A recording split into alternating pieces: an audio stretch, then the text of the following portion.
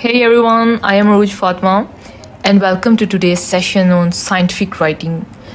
Alright, so you want to write a review article. The very first challenge is not writing, it's choosing what to write about. Because your topic is the foundation. Get that wrong and the whole review will stumble. And let me tell you, this single decision can make or break your entire project. Pick the wrong topic and you will struggle, no matter how good your writing is. But pick the right one, and everything else, your structure, your arguments, your impact will fall into place. Choose a topic that's too broad, and you will drown in an ocean of thousands of papers, impossible to handle. Choose one that's too narrow, and you will be left with barely a handful of studies. Nowhere near enough for a meaningful review. So the challenge is balance, finding that sweet spot where the literature is rich but still manageable. So dear students, in this lecture I will guide you step by step on how to choose a review topic that actually works. So we will look at how to make it relevant to your field, feasible for you to complete and truly publishable in a good journal. So by the end you will know exactly how to avoid weak topics and how to set yourself up for success. Your topic is the foundation, just like bricks in a wall. So if the base is weak, the whole structure will collapse, no matter how hard you build on top. Now, here's what usually happens. If your topic is too broad, like artificial intelligence in healthcare, you will face an ocean of studies, thousands of them. So it becomes impossible to read, sort, and synthesize meaningfully. On the other hand, if your topic is too narrow, like AI predicting blood pressure in left handed teenagers, so you will probably only find one or two studies. And that's simply not enough to build a review that adds value.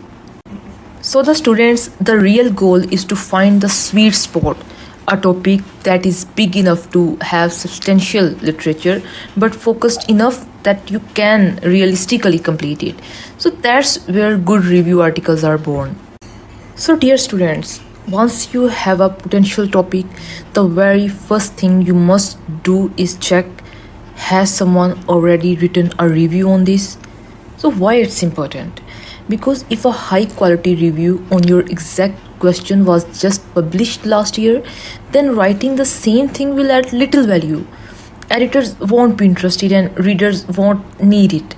But if the last review came out 6, 7, or even 10 years ago, well, science moves fast. The field has likely changed, and that's your opportunity to bring a fresh update. So, how do you check? Here is the step-by-step process. Search academic databases like PubMed, Scopus, or Web of Science. Those are the gold standards. Then use keywords like review, systematic review, meta-analysis alongside your topic. So that way you filter out primary studies and focus only on previous reviews. And pay close attention to the publication date. If it's very recent, you will need to think carefully. But if it's older, that gap could be exactly where your contribution lies.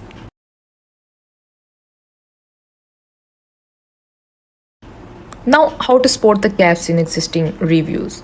Here's a trick. Most fields already have reviews, but very few reviews are perfect. Ask yourself, did they cover all populations? Maybe adults but not adolescents? Did they include the newest methods? Maybe they ignored digital interventions. And the third question is, did they compare results across settings? Maybe they only looked at Western countries. So these gaps are your entry points. A good review is not just another summary. It fills a gap in what's already out there. Students, to make sure your topic is actually worth the effort, don't just pick something at random. Run it through these 4 filters. Think of them as a quick checklist that protect you from wasting months of work. The first one is relevance. First is relevance. Ask yourself, does this topic actually matter in my field? Will other researchers, students, or practitioners care enough to read it? A relevant topic usually addresses a real problem, a big debate or knowledge gap people are struggling with right now. So if it's not relevant, even the best written review will be ignored. Then second is feasibility. Can you realistically finish this review with the time, resources and energy you have? If your research give you 2000 papers, you will draw in data. On the other hand, if you only find 3 studies, you won't have enough to say. So feasibility is about making sure the scope is manageable and practical for you. Then third is originality. This one is critical. Are you adding something new? Maybe you are updating an old review with new studies. Maybe you are focusing on a specific population or setting that others ignored. So maybe you are analyzing the same literature but from a different angle, like theory, methods, or policy. So originality is what makes editors say, yes, this is worth publishing.